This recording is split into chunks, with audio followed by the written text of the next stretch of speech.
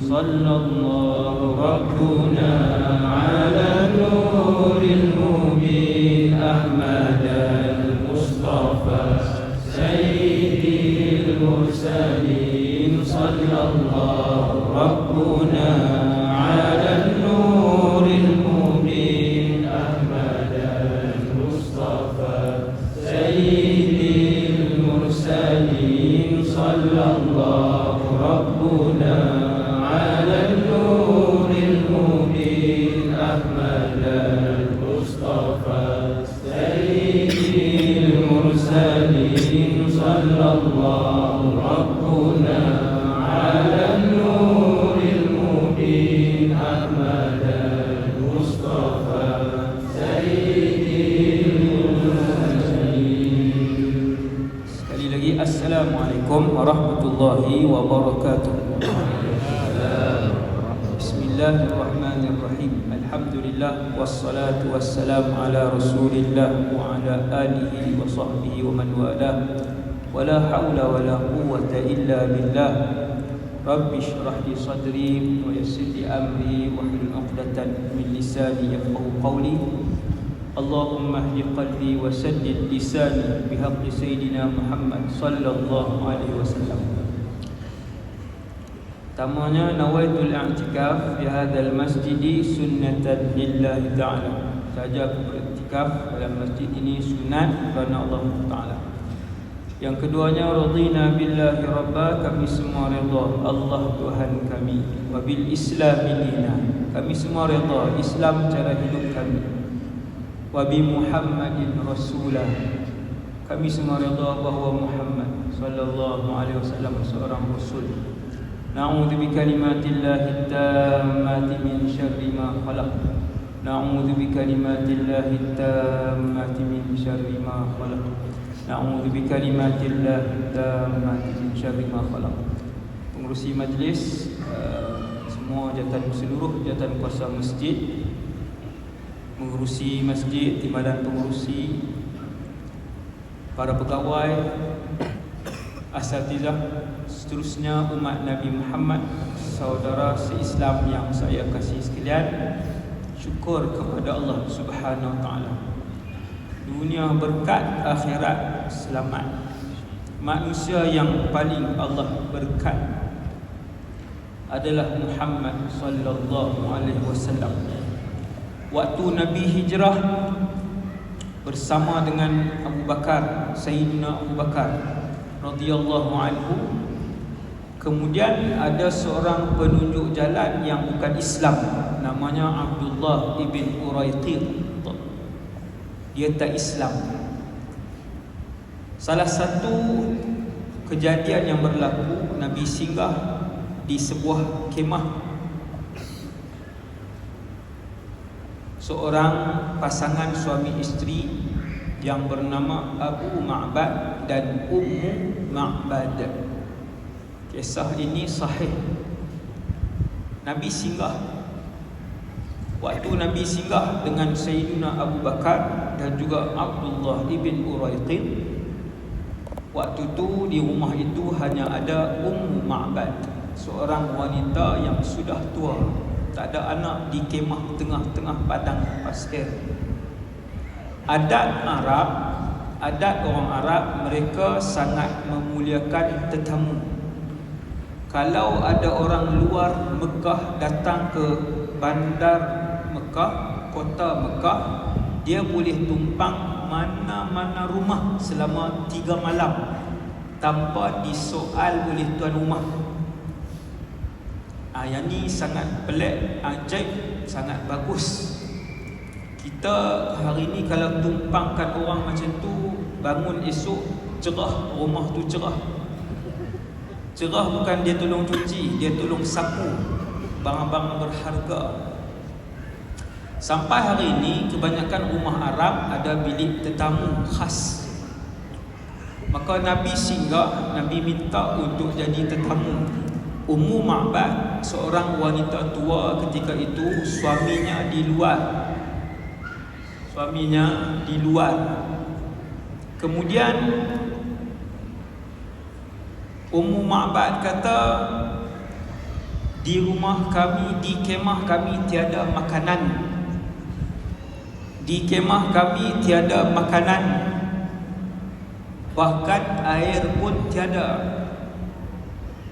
Nabi tanya, wahai Ummu Ma'bad. Nabi tak kenal. Lepas perkenalan, wahai Ummu Ma'bad, ada tak binatang ternakan di rumah kamu? Ummu Ma'bad kata, semua dibawa oleh suami kecuali seekor yang sakit. Ada di belakang rumah, kambing betina yang kurus, ada di belakang rumah. Nabi ambil kambing itu, Nabi minta izin, wahai Ummu Ma'bad, izinkan aku untuk menggunakan kambing ini. Nabi letak tangannya di perut kambing betina itu, lalu mengembung perut kambing itu. Setelah Nabi ucapkan Bismillah, Bismillah je, Bismillah dengan nama Allah. Satu ucapan yang disebutkan oleh semua Rasul dalam dunia ini. Keluar rumah Bismillah, masuk rumah Bismillah, pakai baju Bismillah, nak mula ceramah Bismillah, nak makan Bismillah. Semua keadaan harian kita hanya dengan menyebut Bismillah dengan nama Allah. Ummu Ma'bad melihat satu persatu yang berlaku dan melihat bagaimana Rasulullah melayan sahabat dan juga anggota musafir yang ada dalam kumpulan Nabi. Kemudian diisi semua bekas dalam rumah Ummu Ma'bad sampai penuh. Susu yang hasil daripada kambing betina kecil yang sakit, yang belum melahirkan anak. Setelah selesai, Nabi pun beredar dari tempat tu. Kemudian Abu Ma'bad balik. Abu Ma'bad bila balik, tengok dalam rumah semua bekas dipenuhi susu.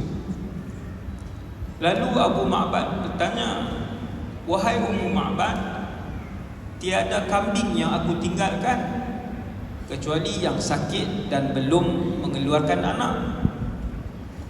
Daripada mana kamu dapat susu ni?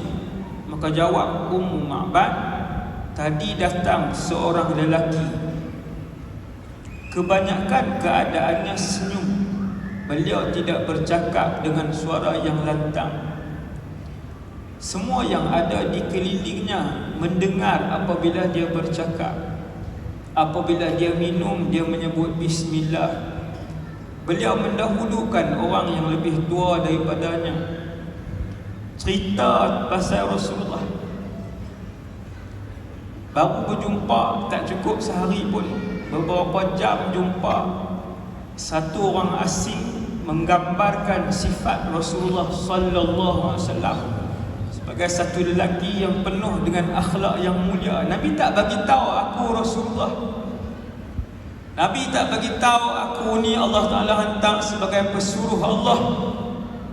Berimanlah kamu kepada Allah.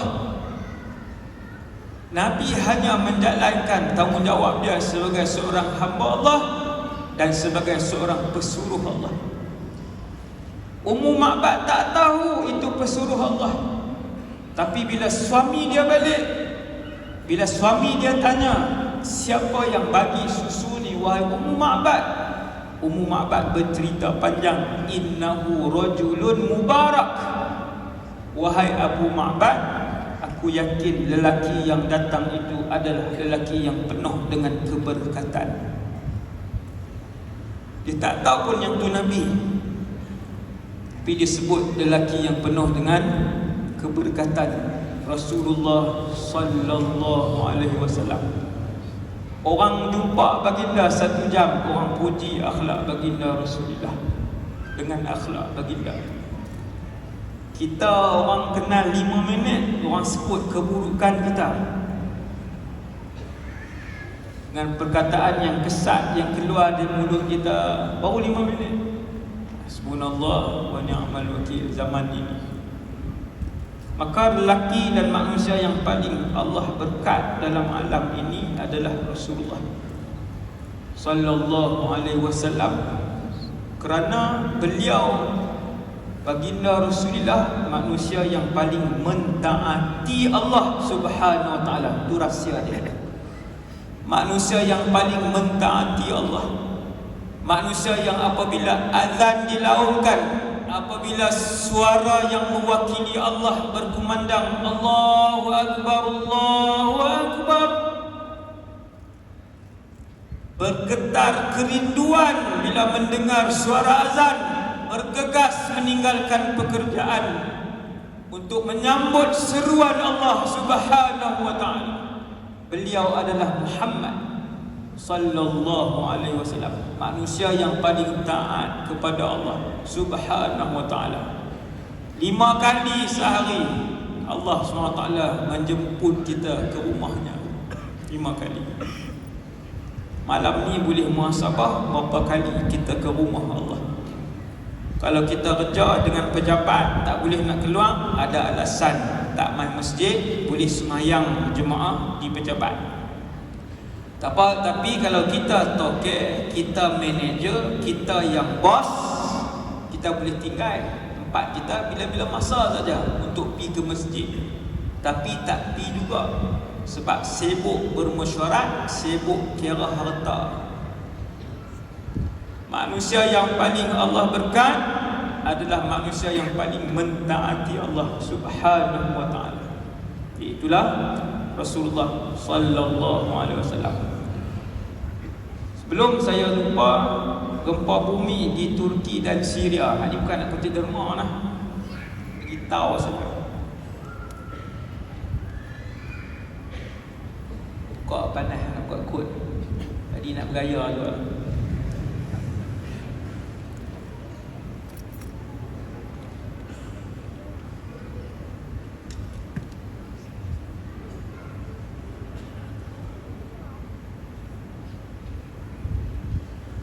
Gempa bumi di Syria, saya alhamdulillah dulu belajar di Syria.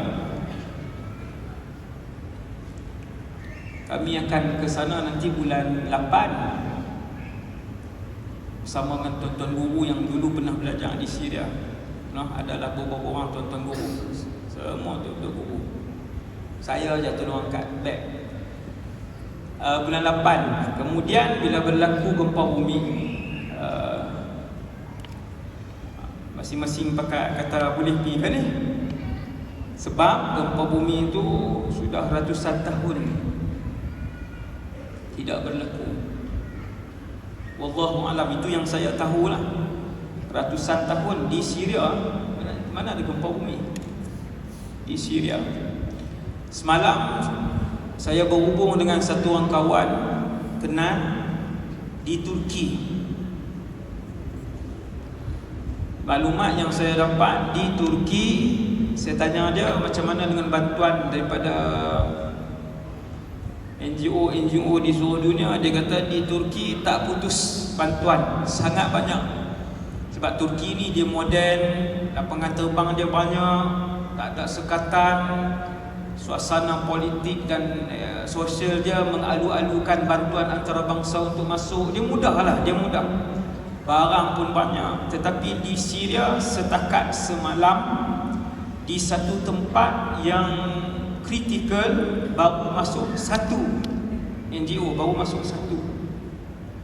Jadi tuan-tuan tengok NGO yang buat kutipan untuk Syria tu, boleh inilah, boleh pakat bagilah. Syria ni umpama jatuh, ditimpa tangga, digigit serigala pula 3. Jatuh dah, ditimpa tangga pula, kena gigit pula lagi. Lepas jatuh, lepas ditimpa tu kena gigit pula. Itulah keadaan mereka yang mengalami perang sejak daripada 2011. Inna lillahi wa inna ilaihi raji'un. Mati di bawah timbunan 20,000. Mati di bawah timbunan 20,000. Saya ada kawan-kawan ramai di sana, mereka hantar video. Ada video yang viral, seorang ayah bersama dengan anaknya di bawah timbunan. mati syahid ayah tu, dia mendakap anaknya di bawah timbunan dan anak dia selamat. Si ayah tu mati syahid. Ni kasih seorang ayah. Video real lah, mereka ambil video. Tuan, jadi bantuan ke Syria tak ada. Tolong jawablah orang kaya yang ada di Malaysia ni, yang mana yang dalam bank ada 1 juta ke atas, jawablah di depan Allah SWT. Saya tolong umum Kalau saya ada 1 juta, saya bagilah sikit. Saya tak ada 1 juta. Allah Ta'ala singgahkan duit tu di dalam akaun bank kamu, bukan untuk kamu seorang. Sebab tu dia ada zakat. Dia ada zakat, terutamanya yang ratus-ratus juta ni lah, yang ratus-ratus juta. NGO yang buat kutipan dapat banyak kutipan, jangan duk ambil 30% untuk pengurusan. Ni saya ingatkan NGO. Jangan ambil 30% untuk pengurusan, hantar semua ke sana. Sebab bantuan ke Syria sangatlah sedikit. Baru 1 semalam saya telefon kawan yang duduk di sana, baru masuk 1. Dan guru-guru saya yang mengajar di Institut Ma'had Al-Fath Al-Islami satu ketika dulu, dia terlibat secara langsung, Al-Syekh Mahmud Dahla. Sekarang ni Hafizahullah, beliau terlibat secara langsung lah untuk membawa bantuan itu ke sana. InsyaAllah kalau tak ada apa-apa, saya akan ke sana lah, insyaAllah. Tapi saya tak buat kutipan apa. Saya nak minta direct kat orang yang kaya-kaya ni. Dia tak bagi, dia jawab lah. Ni saya umum siap-siap. Kaya-kaya hak kenal saya tu tunggu lah. Nanti saya buat iklan, muka dia. Ni saya minta Kak Tan Sri ni berapa kan. Nak bagi tak bagi, yang tu dia dengan Allah. Okey, tuan-tuan sekalian, alhamdulillah kita dah masuk hari ni, dah 20 Rejab lah, dah dekat 20 Rejab. Rejab, Syaban, Ramadan. Rejab, dalam 12 bulan ada 4 bulan Allah namakan bulan-bulan haram, iaitu bulan-bulan yang mulia dan ada fadilatnya. Zulqa'dah, Zulhijjah, Muharram, Rejab. Bulan yang 12 ada 4 bulan Allah namakan bulan haram kerana dia bulan yang mulia. Sebelum Nabi lahir dulu, 4 bulan ini Arab mengisytiharkan haram berperang kerana memuliakan 4 bulan ini. Islam datang, Rasulullah diutuskan, bulan ini masih dianggap sebagai bulan-bulan yang mulia. Zulqa'dah, Zulhijjah, Muharram, Rejab. Sekarang kita berada dalam bulan Rejab, maka dia bulan yang mulia.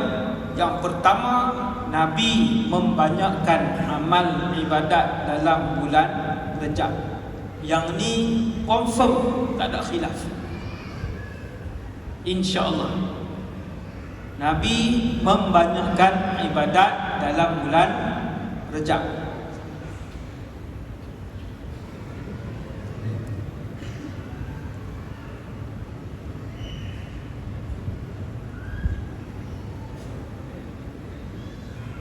Wani dia suruh doa.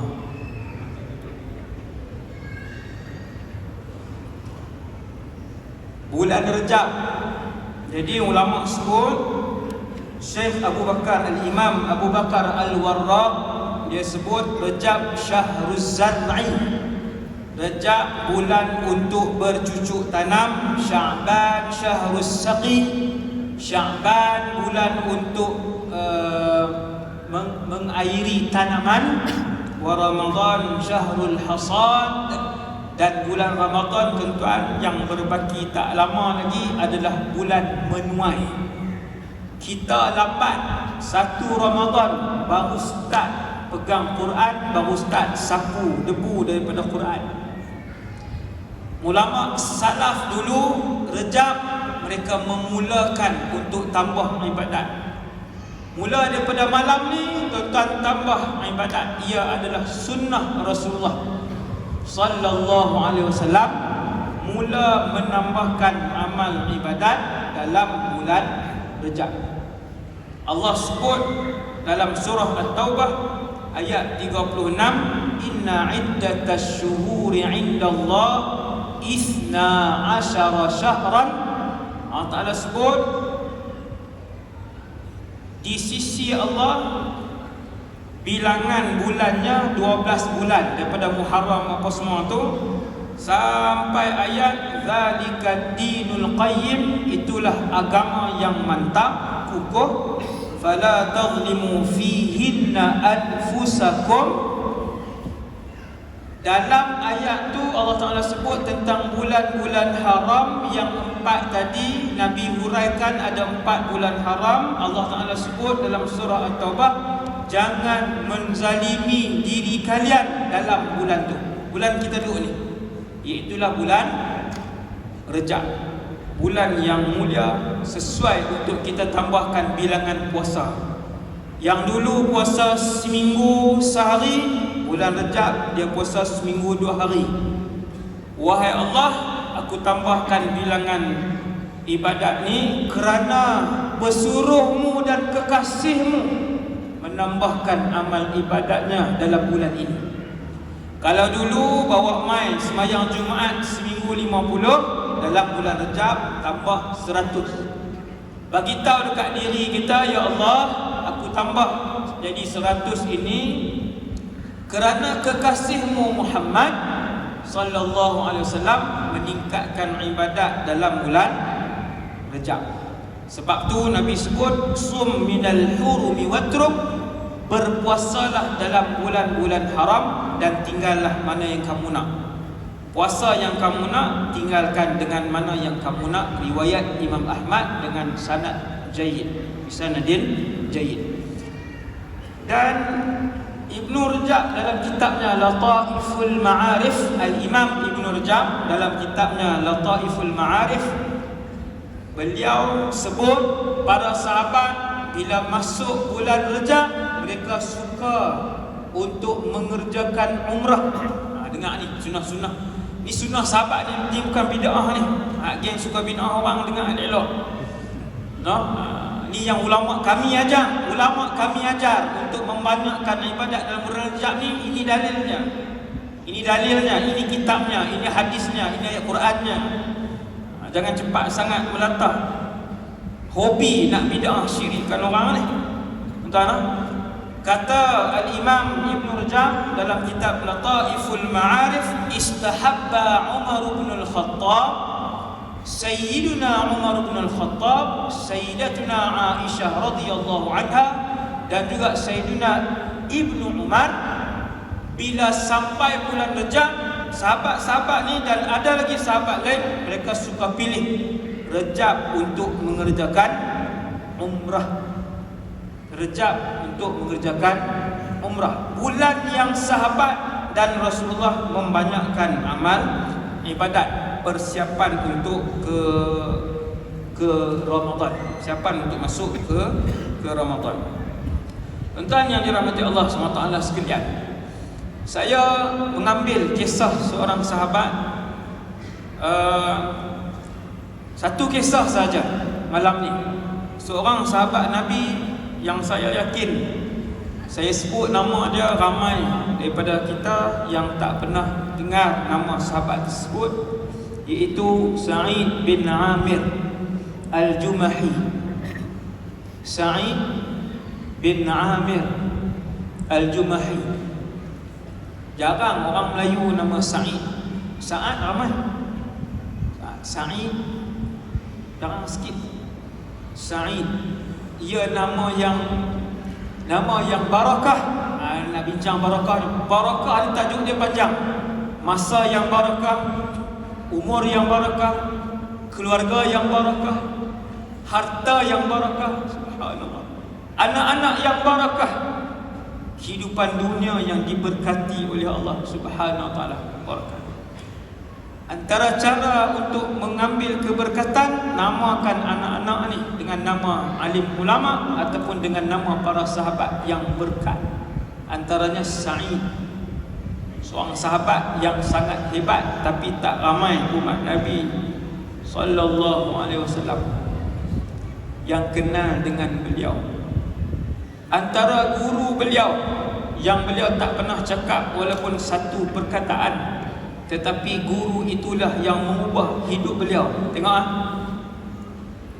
guru yang dia tak pernah cakap dengan guru tu satu perkataan pun, guru tu pun tak pernah bercakap dengan dia satu perkataan pun, tetapi guru itulah yang mengubah pendirian dan kehidupan beliau.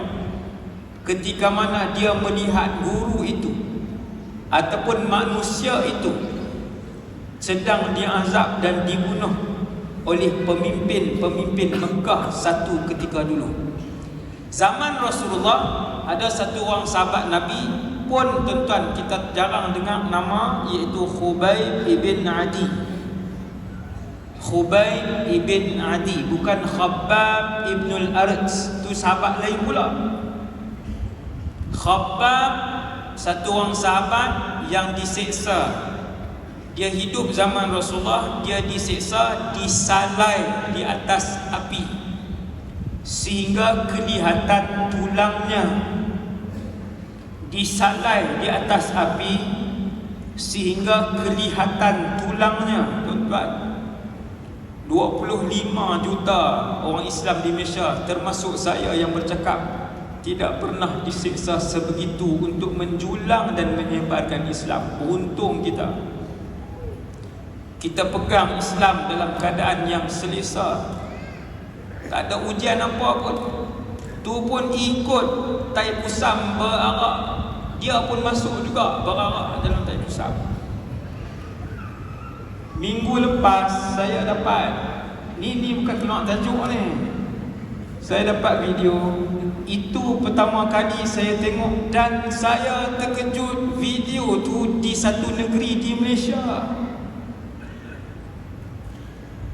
Orang Hindu berarak Taipusam, bawa berhala cucuk apa semua tu. Orang Melayu ada ramai dalam tu, berarak juga, pun bersiul menyanyi juga. Saya tengok balik video tu, tengok ada satu ustaz tu, dia share video tu, baru je berlaku. Dia kata, ustaz tolong sebutlah, ni umat Islam kita di sebuah negeri berarak sekali dengan berhala, dengan orang yang sembah syaitan dalam tu. Apa yang mereka tu sebut tu acara keagamaan mereka. Tak boleh, dia bukan adat, dia bukan budaya, dia acara keagamaan. Itu kali pertama saya melihat inna lillahi wa inna ilaihi raji'un. Saya ulang banyak kali video tu. Saya ulang sebab saya tak pernah tengok orang Islam sertai perarakan Taipusam. Itu kali pertama saya tengok. Rupanya dah berlaku sejak 3-4 tahun kebelakangan ni. Sonok, tak ada kerja. Dia jadi masa kosong. Dia jadi nak isi, nak gembira, berhibur. Hasbunallah wa ni'mal wakil.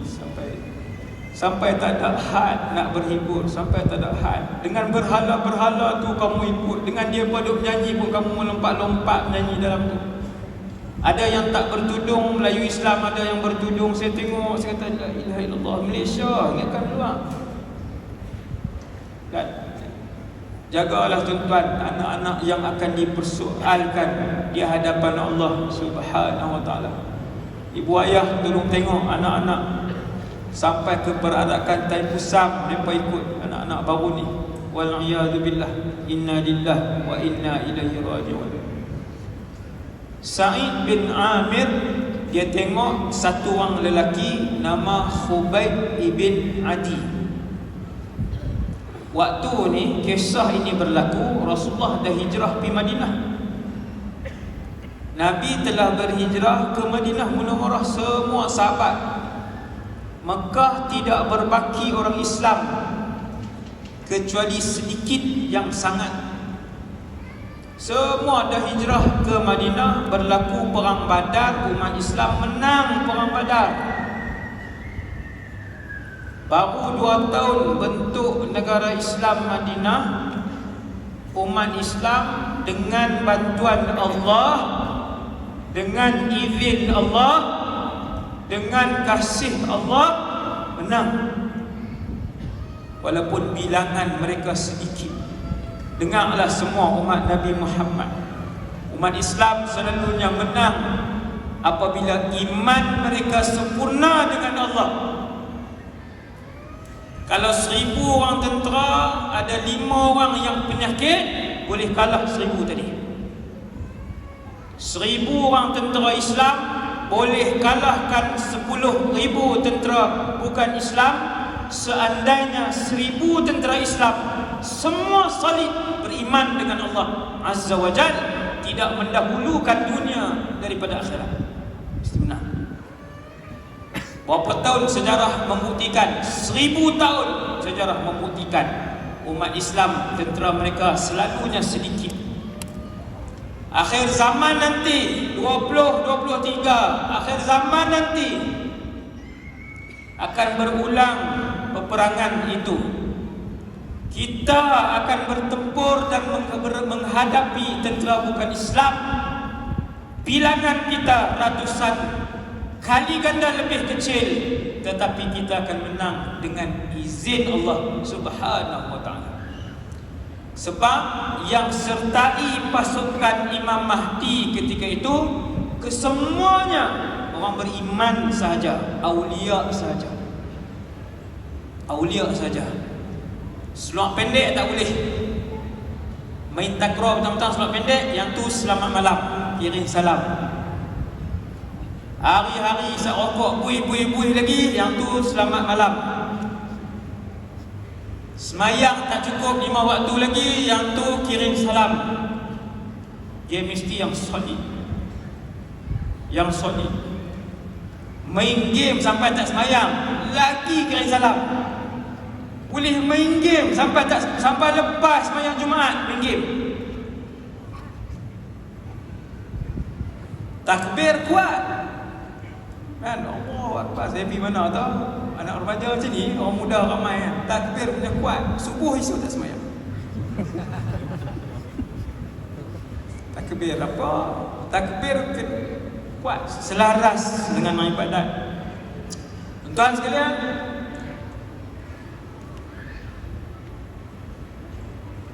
orang Quraisy dia tangkap beberapa sahabat Nabi, antaranya Khubayb ibn Adi. 9 saya habis, jangan risau. 9 saya berhenti. InsyaAllah kisah kita dapat yang tiba, pegang sampai akhir hayat untuk bawa keluarga kita sama-sama masuk dalam syurga insyaAllah. Pemimpin Quraisy berjaya tangkap beberapa sahabat Rasulullah, antaranya Khubayb bin Adi. Kurung di penjara di Mekah berhari-hari, tidak diberikan makanan. Satu orang wanita tua lalu tepi penjara Khubayb bin Adi.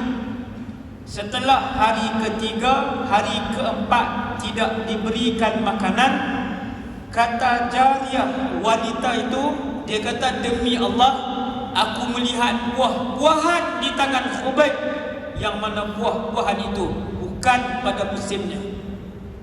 Makan buah. Pemimpin Quraisy dia nak bunuh, dia tak bagi makan 2-3 hari sampai lembek. Kata jariyah yang tolong sapu bersihkan penjara ni, dia kata, aku melihat buah-buahan di tangan Khubayb dan buah itu pada bukan musimnya. Makan. Khubayb ibn Adi, ini kisah Sayyidina Khubayb. Sampai pada hari pembunuhan dibawa ke Tan'im. Siapa yang pernah pergi umrah dia tahu Tan'im. Tan'im di luar tanah haram. Sebab orang Mekah walaupun tak Islam, mereka hormat tanah haram Mekah. Mereka tidak berzina dalam tanah haram Mekah, mereka tak minum arak dalam tanah haram Mekah, mereka tak bunuh orang.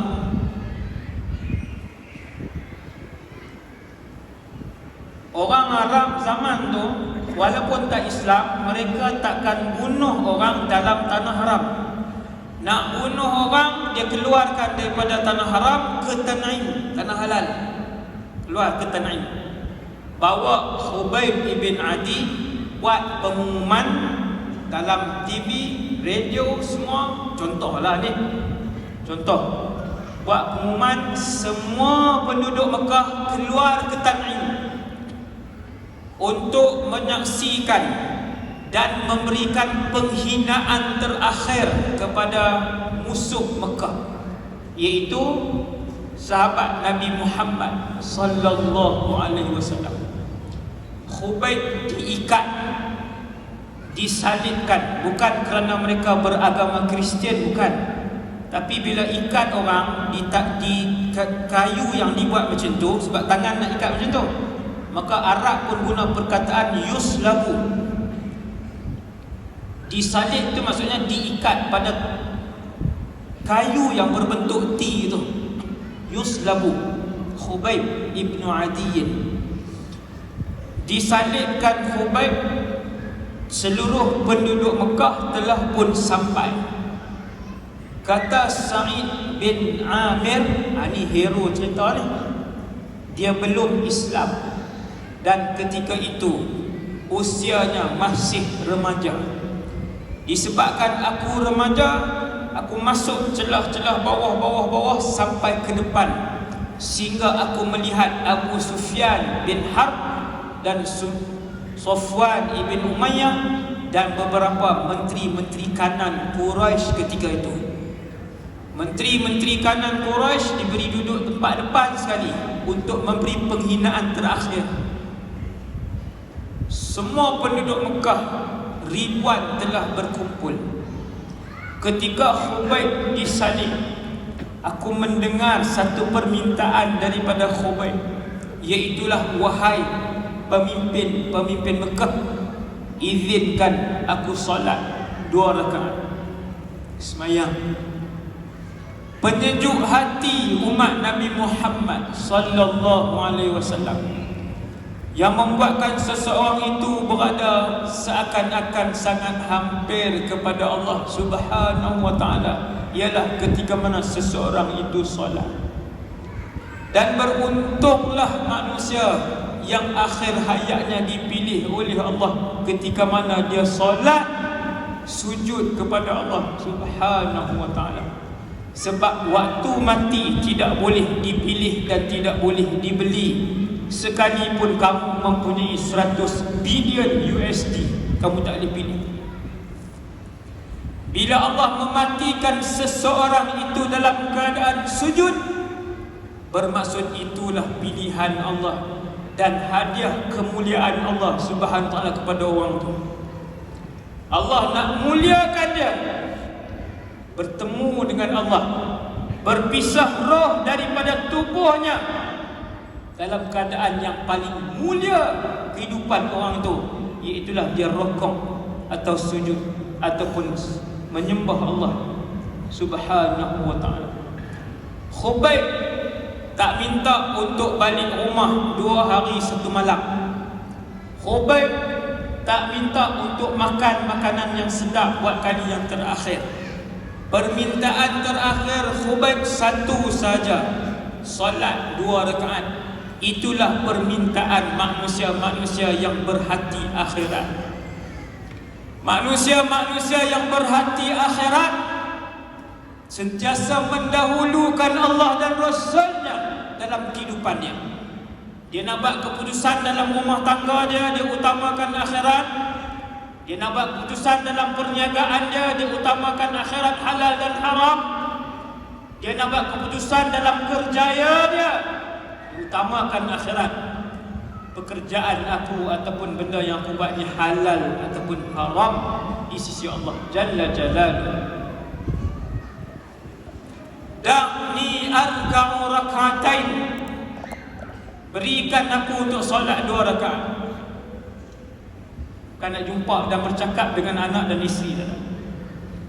Anak dan isteri, ketika mana orang-orang soleh meninggal dunia, para malaikat datang berduyun-duyun bagi tahu, la takhaf wala tahzan, jangan kamu takut wahai si soleh yang mati, jangan kamu sedih, urusan keluarga kamu akan diselesaikan oleh Allah Subhanahu wa ta'ala. Ini hari pertama kematian orang soleh. Jangan risau, jangan takut, Allah akan selesaikan urusan keluarga kamu. Sebab tu para sahabat mereka tak risau solat 2 rakaat.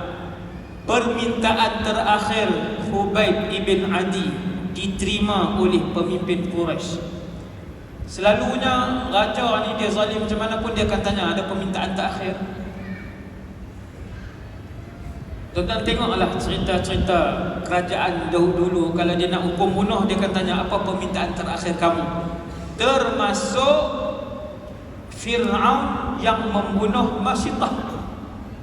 Fir'aun, manusia yang paling zalim atas dunia ni, waktu dia bunuh Masyitah dan 4 orang anak Masyitah, 4 orang anak Masyitah, dia tanya Masyitah, apa permintaan terakhir kamu?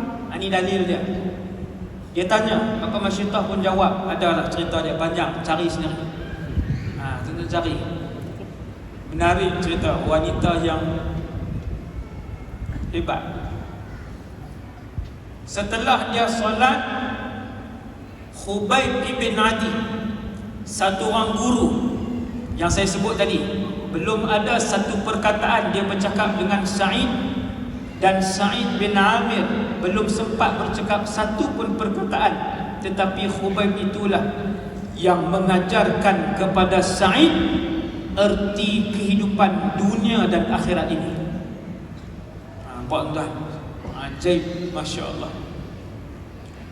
Apabila Khubayb selesai solat, dia melihat ke arah pemimpin-pemimpin Quraisy yang duduk di atas kursi-kursi hebat tadi.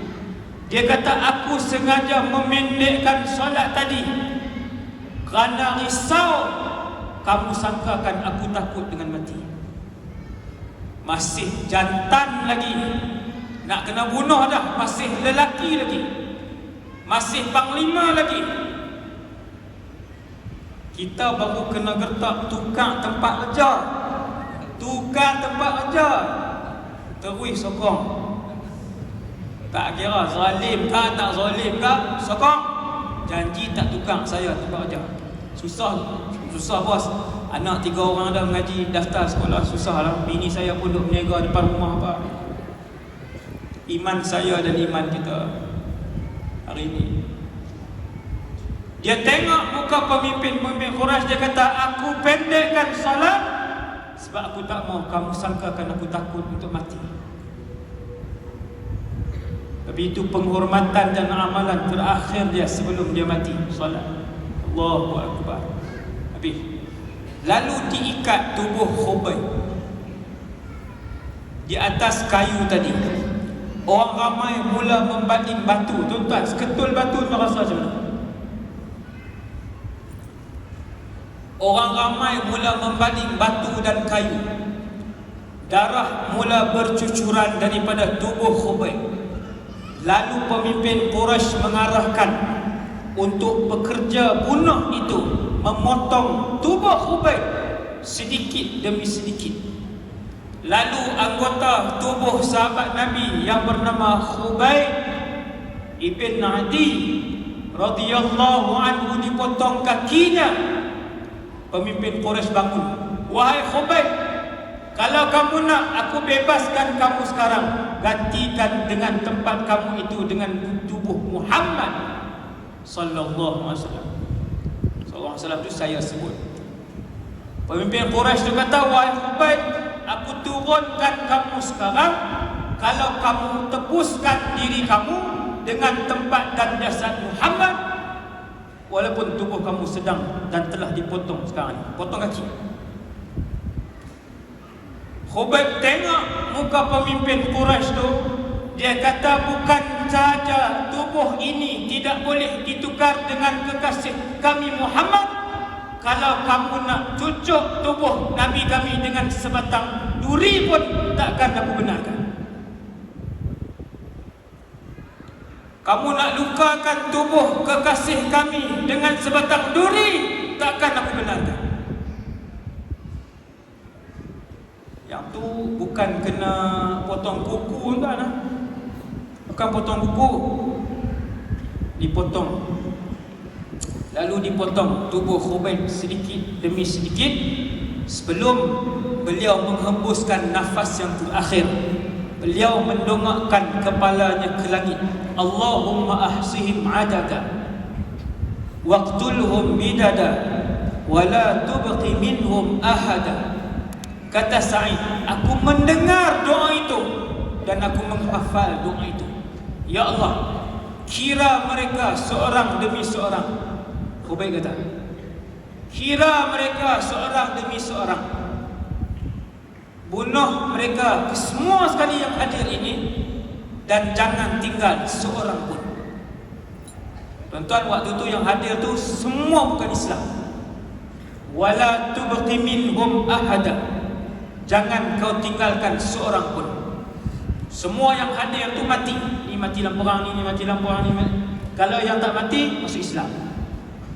Antara yang masuk Islam hasil daripada melihat peristiwa ajaib itu adalah Sa'id bin Amir Al-Jumahi. Itulah guru beliau yang saya beritahu tadi. Tak sempat ajar pun satu perkataan. Khubayb tidak pernah mendengar perkataan Sa'id.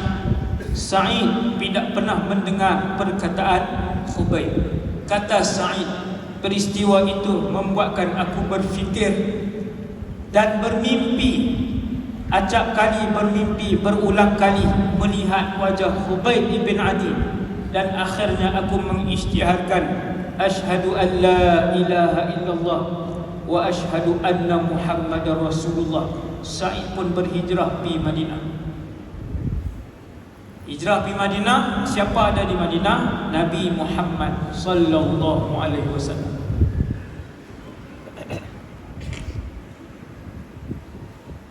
Khubayb, Sa'id bin Amir.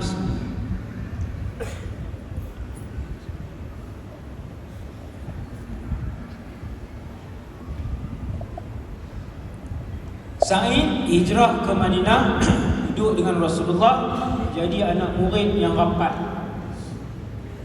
sehingga terkenal di kalangan sahabat. Sa'id bin Amir ini seorang sahabat yang hebat ibadat, ilmu dan wara serta zuhudnya. Asal bukan Islam, masuk Islam lewat perang Badar, semua dah berlaku. Masuk Islam melazimi Rasulullah sallallahu alaihi wasallam, menjadi seorang sahabat yang dihormati oleh sahabat-sahabat lain yang hebat. Abu Bakar menghormati Sa'id, Umar bin Al-Khattab radhiyallahu anhu menghormati Sa'id bin Amir. Muda lagi, tapi zuhud dia, warak dia, abid dia, banyak beribadat Sa'id bin Amir. Sampai Nabi wafat, Abu Bakar pun wafat, Sayyidina Umar bin Al-Khattab panggil Sa'id bin Amir. Ketika Sayyidina Umar menjadi presiden umat Islam, semua tolak, tak mau jadi presiden. Tak sama dengan zaman hari ini. Kita berebut, pijak lagi boleh. Ni tak kata kat siapa lah. Semua serupa. Hak warna apa pun lebih kurang lah. Tu dia. Ni adil lah. Kita zaman hari ini pulun untuk naik dan pegang. Zaman dulu salafus salih, para sahabat bersumpah-sumpah dengan nama Allah, tak mau jawatan. Miskin pun ustaz, mana tak ada bilion-bilion ni. Sebab zaman dulu miskin pun ustaz tu yang tak berebut. Ini dia miskin. Sayyidina Umar bin Khattab pada zaman beliau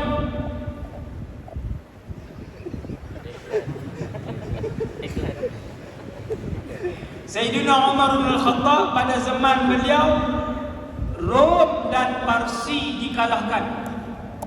Saya tak mau cerita lah tuan. Rom dan Parsi ni lagi kaya daripada Amerika dan Rusia hari ini. Dari sudut kekayaan, lebih kaya daripada Amerika dan Rusia hari ini. Tuan-tuan bayang kalau jadi presiden zaman tu. Sayyidina Umar panggil Sa'id bin Amir. Lepas berbincang, bersembang, kata Sayyidina Umar, wahai Sa'id, aku lantik kamu jadi gubernur Homs. Gubernur ni menteri besar zaman hari ni, Homs. Kaya tuan-tuan, semua negara-negara Islam kaya raya. Wahai Sa'id, aku lantik kamu jadi gubernur Homs. Sayyidina Umar ni seorang yang great leader, pemimpin yang hebat. Daripada 4 orang Khulafa' Rashidin, zaman emas adalah zaman Sayyidina Umar. Banyak kementerian diwujudkan pada zaman Sayyidina Umar. Mujahidin diberi gaji pada zaman Sayyidina Umar, digajikan, ada gaji. Kementerian A, Kementerian B hebat zaman Sayyidina Umar. Sa'id bin Amir, aku lantik kamu menjadi gubernur. Bila Umar lantik, maksudnya orang tu bukan saja alim, soleh, tetapi juga mahir dalam kepimpinan. Sayyidina Umar hanya akan lantik orang yang mahir dalam kepimpinan. Wahai Sa'id, kamu jadi gubernur Homs. Tuan-tuan, apa jawab Sa'id bin Amir? Tuan-tuan, tadi tok guru dia Khubayb, ni anak murid. Sa'id bin Amir yang dihormati oleh Abu Bakar, yang dihormati oleh Umar. Jawab Sa'id, nasyadtukallah ya amiral mu'minin alla taftinani. Wahai presiden umat Islam, aku bersumpah dengan nama Allah untuk kamu tidak melantik aku kepada jawatan itu. Aku bersumpah dengan nama Allah, wahai Amirul Mukminin, jangan lantik aku untuk jawatan itu. Sayyidina Umar marah. Faghadiba Umar, faqala lahu wayhaka ya Sa'id, wada'tum hadha al-amra ala unuqi thumma takhallaytum anni. Itu bahasa Arab dia. Dia kata, bahasa terjemah bahasa kita, Sayyidina Umar jawab, celaka kamu wahai Sa'id. Marah, dia marah. Kalian letakkan beban ini di tengkok aku, kemudian kalian lari tinggalkan aku. Beban tuan-tuan, beban. Amanah itu beban. Tanggungjawab itu beban. Jawatan itu beban. Kamu Perdana Menteri Malaysia, 30 juta di bawah kamu akan disoal oleh Allah Jalla Jalaluhu. Ini saya umum. Saya umum, ni tanggungjawab saya untuk sebut di hadapan pemimpin. Siapa pun kamu, bermula daripada Perdana Menteri, kamu Sultan, kamu Menteri Besar, berapa orang rakyat di bawah kamu, tiap-tiap orang itu akan disoal oleh Allah Jalla Jalaluhu. Selesai tanggungjawab saya. Saya dah beritahu. Sebab itu para sahabat, walaupun mewah ketika itu, harta Madinah sangat banyak, 1000 kali ganda lebih banyak daripada perbendaharaan Malaysia. Sangat banyak. Tetapi mereka bersumpah-sumpah untuk tak mau jawatan ini kerana mereka tahu innahu lanadamah. Seperti mana Nabi sebut kepada seorang sahabat, Nabi kata, ya Abu Dhar, wahai Abu Dhar, jawatan itu tanggungjawab dan ia adalah penyesalan di hari kiamat. Ia bukan benda yang dibangga-banggakan. Yang berebut ni orang hari ni saja berebut. Tak kira halal haram dah, berebut, janji naik. Saya tak tuju ke siapa tuan-tuan, siapa-siapa sajalah, jawatan apa pun, daripada ketua kampung sampai dari atas. Senang, semua dapat seorang sikit, termasuk saya. Sayyidina Umar kata tak boleh, kamu gubernur, hantar pergi ke Homs. Homs ni di Syria. Pergi. Sebelum pergi, Sayyidina Umar kata, aku nak tentukan alarm kamu. Wahai Sa'id, aku nak tentukan alarm kamu. Sa'id kata tak perlu. Bayaran tahunan Baitul Mal sudah mencukupi.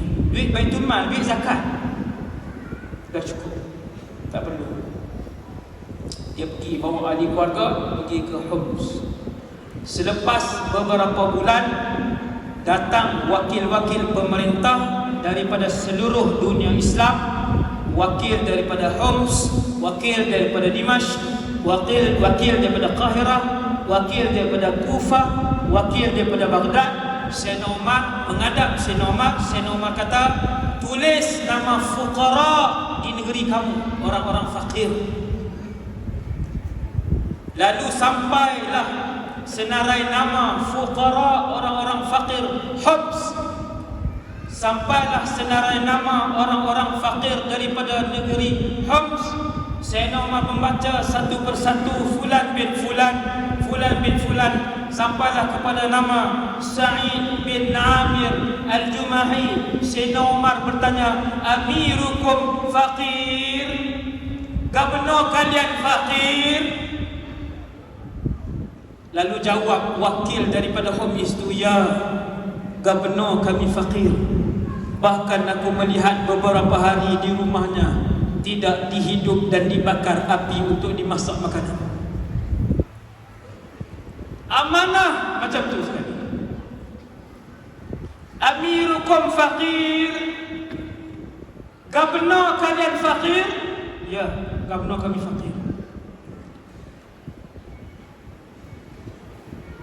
Menangis Sayyidina Umar sehingga membasahi jenggot Sayyidina Umar radhiyallahu anhu. Menangis kegembiraan, bukan dia menangis sedih. Sayyidina Umar gembira kerana itu pewaris Nabi sallallahu alaihi wasallam. Kerana itu adalah manusia yang ditarbiyah oleh tangan Rasulullah sallallahu alaihi wasallam. Sayyidina Umar kata, alhamdulillah. Syukur dia seronok. Bukan dia sedih, dia seronok. Tapi bagi juga duit. Sayyidina Umar bagi 1000 dinar. 1000 dinar ni lebih kurang 700,000 ringgit zaman ini. Lagi 1000 dinar letak dalam karung tu, bagi. Daripada Madinah, Putrajaya waktu tu di Madinah, pusat pentadbiran Islam, pergi ke Homs lebih kurang 1000 km, lebih kurang lah. Bawa 1000 dinar untuk Sa'id. Sampai di rumah Sa'id, letak di tangan Sa'id. Sa'id kata, apa ni? Presiden umat Islam bagi 1000 dinar. Menjerit Sayyidina Sa'id dengan ucapan yang pertama daripada mulut dan hatinya, inna lillahi wa inna ilaihi raji'un. Lalu datang isteri Sa'id, wahai Sa'id, atuwuffiya amirul mu'minin? Apakah presiden umat Islam meninggal dunia? Sa'id kata, bal ashadda minhu, bahkan lebih buruk daripada itu. Apakah umat Islam kalah dalam peperangan? Sayyidina Sa'id kata, bahkan lebih buruk daripada itu. Ya Sa'id, apa yang berlaku? Jawab Sa'id, dunia telah masuk ke dalam rumah kita. Dunia sedang merosakkan akhirat kita. Maukah kamu, wahai isteriku, wahai isteriku, maukah kamu kita selesaikan dunia ini? Isteri kata, "Naam." Lalu diletakkan wang itu, dibahagikan setiap dinar itu ke rumah-rumah fakir, sedangkan rumah mereka juga termasuk dalam rumah fakir. Ini pemimpin dulu. Tuan-tuan, akhirnya berita itu sampai kepada Sayyidina Umar. Last ni 5 minit, saya lajak sikit. Lajak sikit saja. Esok ada lagi, esok masjid mana? Alur Gajah. Esok masjid Alur Gajah. InsyaAllah. Tuan-tuan, tuan-tuan tak jampi dah. Bagi orang belah sana, jauh itu. Ini dah datang dah kan. Bagi mereka pula. Tak lagi hak ni juga pergi, kesian lah mereka. Akhir sekali, Sayyidina Umar, dia turun buat spot check. Turun sampai di Homs. Sayyidina Umar panggil DO lah taman kita hari ni. Panggil DO semua. Ada tak nak komplain tentang gubernur? Dia berkata ada. 4 benda kami nak komplain. Sepanjang beberapa tahun dia jadi gubernur, kami nak komplain 4 perkara. Sayyidina Umar kata, sebelum kamu semua komplain, esok semua datang panggil gubernur kamu. Keesokan harinya DO ni datang, bawa 4 komplain paling besar yang tak puas hati. Panggil Sayyidina Sa'id bin Amir. Kata Sayyidina Umar, hati aku berdebar kerana aku takut Sa'id ini melakukan dosa dan salah laku dalam pentadbiran. Takut. Aku risau pada malam tu untuk aku kecewa dengan Sa'id ini. Maka berhimpun DO ni nak mengacung lah, orang Kedah kata mengacung, mengadu. Maka 4 benda. Yang pertama, kata DO ni, Sa'id ni main kerja lambat. Waktu syuruk baru dia main kerja, lebih kurang pukul 8. 8 pagi tu lambat. Maka Sayyidina Umar kata, wahai Sa'id, jawab kenapa masuk kerja syuruk baru masuk kerja. Bagi tengok al-rakyat, masuk pejabat lah. Jawab Sa'id, ya Amirul Mukminin, tidak pernah aku kabarkan kepada siapa. Di rumah kami tiada pembantu. Akulah yang mengangkut air bersih daripada perigi yang jauh. Akulah yang menguli tepung. Akulah yang membakar roti. Dan akulah yang menghidangkannya kepada isteri dan keluarga aku. Tuan-tuan, sudah gubernur dia pula yang buat. Kita secawan air pun tak pernah buat untuk isteri. Ini aku nak bubuh orang lelaki pula. Hak perasan bos ni. Hak perasan ketua keluarga ni. Secawan air tak pernah bancuh untuk isteri. Subhanallah. Suami misali. Kata Sa'id, ya Amirul Mukminin, kami tidak ada khadam. Akulah yang mengangkut air bersih. Akulah yang mengadun tepung. Akulah yang mencanai tepung. Akulah yang membakar roti. Dan akulah yang beri makan kepada keluarga aku. Sebab tu aku keluar lambat. Kata Amirul Mukminin, kamu bebas daripada tuduhan itu. Tuduhan yang kedua, Sa'id bin Amir tidak bekerja pada waktu malam. Pula dah. Malam kena kerja juga. Siang saja dia sampai maghrib dia, kemudian dia masuk rumah, dia tidak menerima aduan. Syarat tak mau malam. Wahai Sa'id, jawab. Kata Sa'id bin Amir, ya Amirul Mukminin, ini rahsia aku dengan Allah. Aku tak pernah bagi tahu kepada sesiapa pun.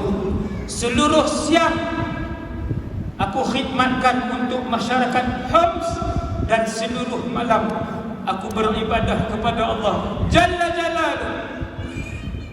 Semayang malam. Subhanallah. Aduan yang ketiga, kata DO ni, wahai Amirul Mukminin, aduan kami yang ketiga, sebulan dia cuti sehari. Kami tak puas hati. Ni jahat semua ni. Ni DO tak boleh pakai. Dia bukan DO sinilah ni, zaman tu.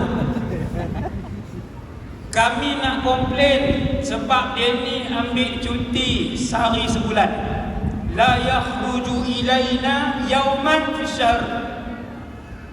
Melampau cuti sebulan tak boleh. Maka jawab wahai Sa'id bin Amir kata, wahai Amirul Mukminin, sehari itulah untuk aku dengan keluarga aku. Kamu bebas tuduhan itu wahai Sa'id. Kata Sayyidina Umar, Dan yang keempatnya, kata pemimpin-pemimpin kawasan ni, wahai Amirul Mukminin, kalau dalam majlis rasmi Said gubernur kami ni, dia suka pitam, dia sering pitam dalam majlis-majlis rasmi kami, maka kata Said, wahai Amirul Mukminin, aku pitam kerana aku teringat peristiwa aku melihat Khubayb ibn Adi radhiyallahu anhu. Sampai pitam, teringat kisah guru dia yang tidak langsung yang mati syahid di hadapan puluhan ribu orang pada zaman itu. Jadi tuan-tuan, yang tu saja untuk malam ni, sekadar tu dulu. Semoga ia menjadi iktibar, panduan kepada kita semua dalam kehidupan kita. Saya nak buat iklan sikit. Setiap hari Selasa 8 pagi di YouTube Ustaz Wadi Anwar Official ada pengajian kitab saya sendiri. Selasa 8 pagi di YouTube Ustaz Wadi Anwar Official ada pengajian kitab saya sendiri, insya-Allah.